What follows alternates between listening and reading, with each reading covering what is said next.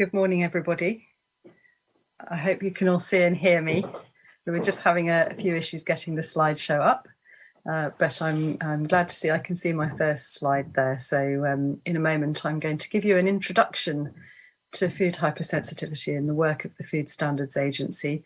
But firstly, I'd like to extend a very warm welcome to everybody joining us today for our Food Hypersensitivity Perspectives and Practice Symposium.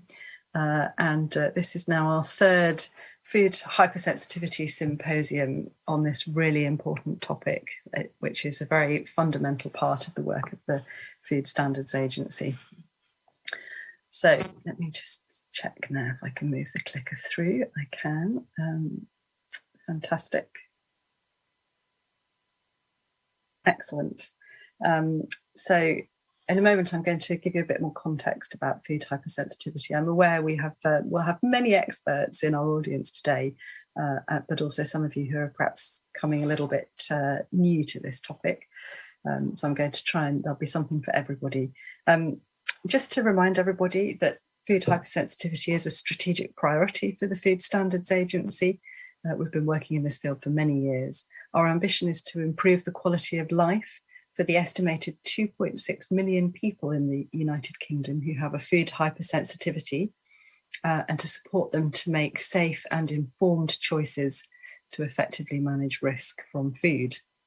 And this symposium will help us to share knowledge and good practice amongst businesses, enforcement bodies, improve understanding of food hypersensitivity, and also increase the empathy for the challenges that people with food hypersensitivity face.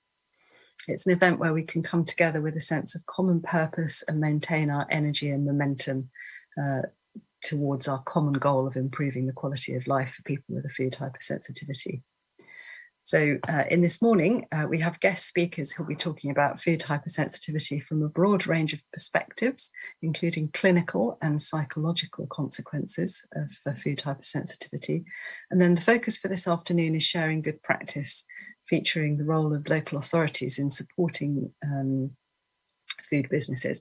And I'm particularly looking forward to hearing more about the experience of Greggs, which is an organisation I'm sure many of you are very familiar with, and their experiences on allergen management and their recent launch of new model guidelines for implementing allergen management in schools by Allergy UK, the Anaphylaxis Campaign, and the British Society for Allergy and Clinical Immunology. So that's, again, a very good example of partnership working. I'm just conscious I've got some very bright sunshine behind me here, so I'm just going to move forward a little bit, and I'm hoping you can see me okay. So I'm going to, as I said, I'm going to talk a little bit more about the work of the Food Standards Agency in this area, and talk a little bit first about food hypersensitivity in context. So it is hard to put precise figures on the prevalence of food hypersensitivity, and of course that covers allergies, intolerances, and celiac disease. But as I've said, about 2 million people in the UK have a food allergy, and many more are living with food intolerance. Approximately 600,000 people have been diagnosed with celiac disease. And I think, again, many will be aware that hospital admissions for food-induced anaphylaxis have increased threefold between 1998 and 2018, although the fatality rate from those hospital admissions has reduced. And it's important to stress that overall deaths from food-induced anaphylaxis are rare. It's estimated there are fewer than 10 fatalities a year due to food-induced anaphylaxis in the UK, and the greatest risk we know is in teenagers and young people. So I'm going to move on. I think we'll hear more about some of the details about food hypersensitivity as we go through our presentations over the course of the day. I want to turn next to the role of the FSA as a regulator. We have three priorities that underpin our approach: safety, choice, and trust.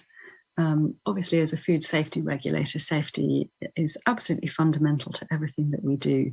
But we know that keeping people safe is only one aspect of improving the quality of life for people with a food hypersensitivity.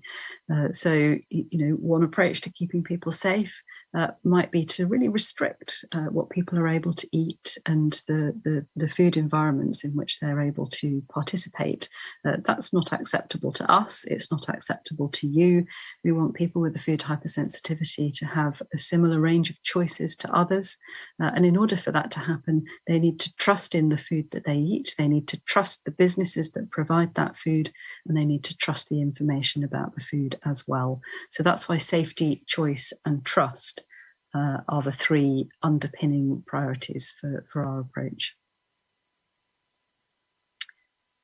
So we've talked a little bit more about the relationship between those three aspects, and it's important to emphasise as well that there is no cure for a food allergy or intolerance. I think later on today we're going to hear more about the psychological impacts of having a food hypersensitivity. Managing a food hypersensitivity involves understanding your condition and the triggers and avoiding those foods that could pose a risk. And that requires significant vigilance and attention, and we need to play our part in making sure that consumers have that information that they need. So one of the focuses, as you'll understand from that introduction, is making sure that consumer information is complete, accurate, informative, usable. And on the 1st of October 2021, new regulations came into force requiring ingredients labelling on foods pre-packed for direct sale. As many of us know, we call that PPDS for short. So we know this has been a really difficult year for many in the food business sectors. Ongoing COVID situation, rising cost of living, amongst other things, and we recognise that many businesses are still coping with the impacts of COVID and the implications of the recovery from COVID. Some smaller trade bodies are no longer operating, or they may have laid off non-essential staff. And for many food businesses, staff turnover and training remain an issue. So before October 2021, information for these foods pre-packed for direct sale could be provided by any means, including being informed verbally by staff. But now any businesses that produce PPDS foods are required to label these foods with the name of the food and a full ingredients list, with those allergenic ingredients emphasised within the list. So in the same way that that is required for pre-packed food, pre-packed for direct sale, which is food that is prepared basically in the business and in the environment in which it's going to be sold, but prepared in advance of sale, that needs to meet the same requirements. And I'd like just to take this opportunity to thank all of the partners who've worked with us to make sure that the information, the guidance and support for businesses has been as complete and as comprehensive and engaging as it could possibly be. We've worked very closely with businesses, with local authorities, allergy charities, representative bodies, the devolved administrations, and you can see here on the slide just some of the things that we've done in order to make sure that people have been very well supported. And we're continuing to engage with businesses and local authorities, and we'll be evaluating how implementation is going over this year. Just excuse me for a moment.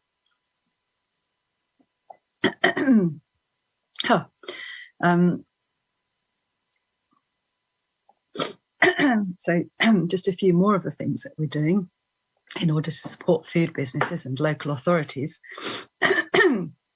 I'd like to highlight in particular our free food allergy and intolerance online training course. And this was relaunched in September 2020, partly in preparation for the PPDS changes. And since then, we've had a total of 200,000 users across this training, which compares to a previous figure of around 48,000 users annually for the previous version. And I think you can see from this that there's a huge demand for clear and accessible training for businesses. And we're delighted that we've been able to provide this free resource, and the take-up has been so high. The users have been mainly food businesses, so the majority are food businesses themselves who are trying to find the best information about how to keep people safe. Local authorities, we know, also use this tool, which is great. So not only are they informing themselves, but they can also see what information is available to food businesses, and they can then support them. And other institutions, other public sector institutions like schools and colleges are also users of this resource. And there are also quite a large number of individuals and members of the public who've taken advantage. So this is really encouraging, and it's something that we want to continue to keep an eye on, think about the role of the FSA in providing information, support and training, and make sure that it's as up-to-date and as usable as we can. Moving on now to talk a little bit about the work we do in terms of public and business awareness campaigns. It's really important, we think, to make sure that there's more general awareness about the importance of supporting people with food hypersensitivities. And for businesses in particular, making them aware of their responsibilities and some of the risks to their business, but most importantly, the risks to consumers if the regulations aren't followed. So thinking first about some of the work that we've done with young people, as you can see our hashtag there, hashtag Speak Up for Allergies. We know that young people are at a higher risk of experiencing food-related reactions because they are less likely to tell a cafe or restaurant about their allergy, and particularly if they may have eaten a meal from the same place before, and they've perhaps become a little bit familiar or complacent and feel that perhaps it's not necessary each time to check. And also, we also know that eating out clearly saw an increase over the COVID lockdown. And our research showed that young people aged 18 to 21 years were eating more takeaways than ever before. So last year in February 2021, phase 1 of our Speak Up for Allergies campaign reminded young people that every time they order, they should speak to the restaurant if they or someone that they live with has a food allergy, even if it's a meal they've eaten before, because ingredients, recipes and staff can change. So that campaign encouraged young people to always ask. That was one of the things that we advised them to do. And we worked with a range of influencers and people who could amplify that message, and looked for the places that young people were likely to go. So we used some of the less traditional platforms in line with how younger people are engaging. And we also experimented with different ways to get the message across, so different tones of messaging. Both some personal stories and more playful scenarios. So we had some great TikTok clips, and also our campaign was supported by delivery platforms such as Just Eat and Uber Eats, which was also very good to see. And during this campaign, one of the ways in which we could see the impact is that the Food Standards Agency webpage on food hypersensitivity saw a 250% increase in views, and we had lots of positive comments. We think that around a third of young people in that target age group from the ages of 18 to 21 were reached by our messaging, which is a fantastic achievement, and we really hope that those ongoing conversations will contribute to that culture change and really help make young people feel confident about asking when they're eating out. Phase 2 went live yesterday. So this is the next exciting stage of our awareness campaign, continuing to focus on young people. And this time we're going to be focusing on dining in. So what happens when you're in a restaurant rather than in takeaway settings. And sometimes, that can, in that pressure, in that moment when you have your friends and family around the table with you, the member of staff who's taking your order is present physically in person, sometimes that can be even more intimidating, or young people can feel even less inclined to come forward and talk about their allergy. So we know that's a setting in which we also need to support both businesses and consumers to feel confident.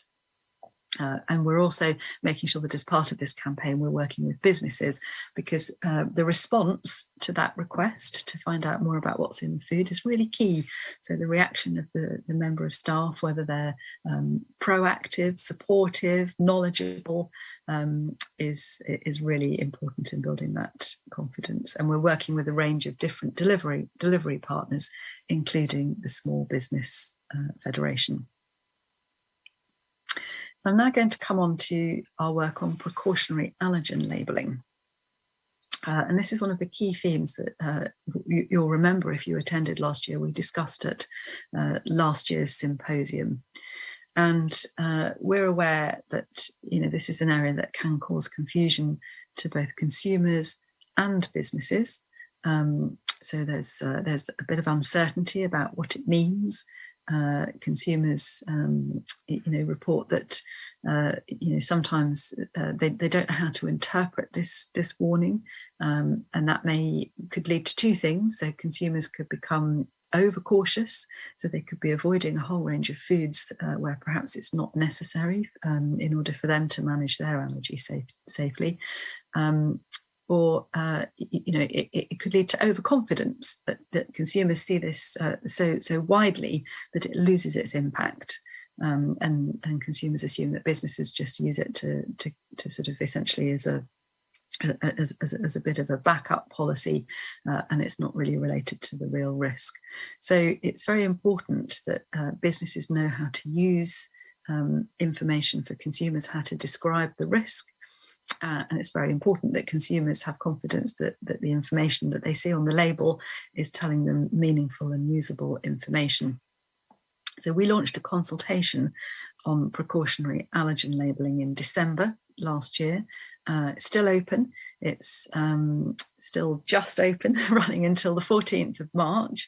And there's an online survey, and we've been holding targeted workshops for businesses and some in-depth interviews to discover more about the kinds of risk analysis and the kinds of processes that businesses follow when deciding whether to use a precautionary allergen labelling statement.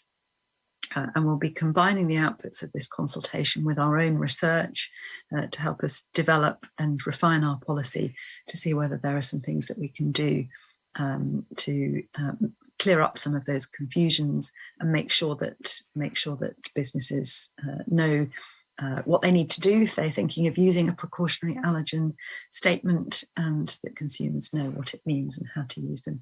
So we've received nearly 3,000 responses to date to that consultation. 84% of those so far have been from consumers, which is really helpful.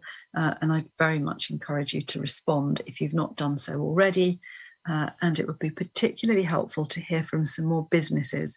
So could I encourage, if there are representative bodies joining the symposium, representatives of businesses, do take a look, go onto our website, and I think if you can't find the link, then get in touch with the allergy team here at the FSA, and there's a link to the consultation in the slide, and these slides will be available after the symposium.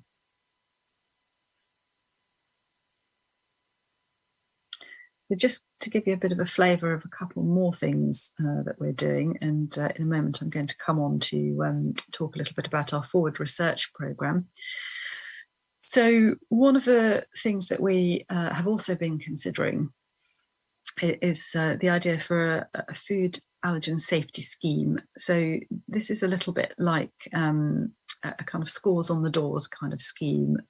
People are very familiar with our FHRS scheme, the 1 to 5 rating that businesses go through an assessment with the local authority, and they're given a rating for their food hygiene practices.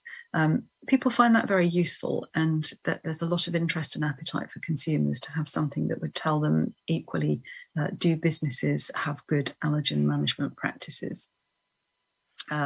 It's quite complex, so there are lots of different things that we need to take into account here, and so we've been building an evidence base, and as you can see on the slide, we've conducted research with both internal and external stakeholders to think about what the options could be.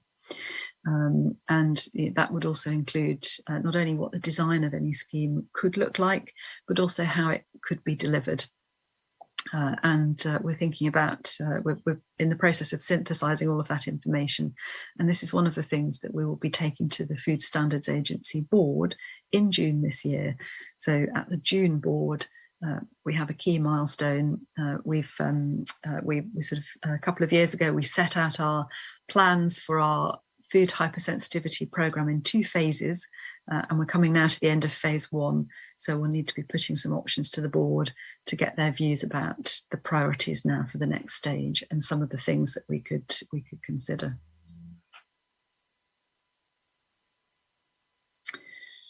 And then finally, the final aspect of the work that we've been undertaking in phase 1 in the past couple of years is we've been thinking about ways in which we can expand our understanding of food hypersensitivity, and in particular whether there's a way in which we can help consumers to get in touch with us directly if they've had a problem, if they've had a food allergy or an intolerance relating to food. Because although we do have a lot of data from many different sources about food hypersensitivity, it's not always, doesn't come directly to us. So quite often we rely on data from the NHS. That may not be timely, may not be up to date. Sometimes we receive that data quite some time after the event has occurred, and also it doesn't give us a lot of insight into the consumer's perception of what has happened. What they feel were some of the issues that may have led to the reaction, and we wanted to trial giving consumers this direct entry into the FSA to tell us about reactions that had taken place. So we have a tool that's been live in recent months. We've promoted that through some of our partners in the allergy sector. So some of the allergy representative bodies have helped us getting the message out to their stakeholders and the consumers who engage with them. And we've had a good response, and we're now assessing the results of this work and checking what kind of information consumers are able to give us. Does it look like the kind of thing that's going to really help us increase our understanding of what's happening actually, in a sort of in more real time? And should this be a priority for investment going forward? So again, this is one of the things that we'll be discussing with the board in June. Moving on now, finally, just to give you a little flavour of some of the things that we do in terms of our research. A reminder, really, that the FSA has led a very comprehensive research programme on food hypersensitivity going back decades, and we've made some very significant contributions in this field. So this has really improved our understanding of food hypersensitivity in both adults and in children. And it's informed the way in which we make policy in this area, both in the way in which we provide guidelines to businesses and consumers, and indeed in some of the changes to regulations that you will all have seen over, going back over many years. So just really a look forward to our next speaker coming up in a moment. Our Chief Scientific Advisor, Professor Robin May, is going to talk more on this area and give you more insight into research priorities. So summing up, just to remind everybody then what we've covered this morning, and thinking about what we've got to look forward to. Food hypersensitivity is very fundamental to the work that the Food Standards Agency does, It's a priority area. We know that we can't completely eliminate the risks at this stage, at least given the state of clinical knowledge, but by working together, we can definitely make it easier to manage them. We can make it easier for businesses to do the right thing and easier for consumers to make informed choices in order to manage their own risk.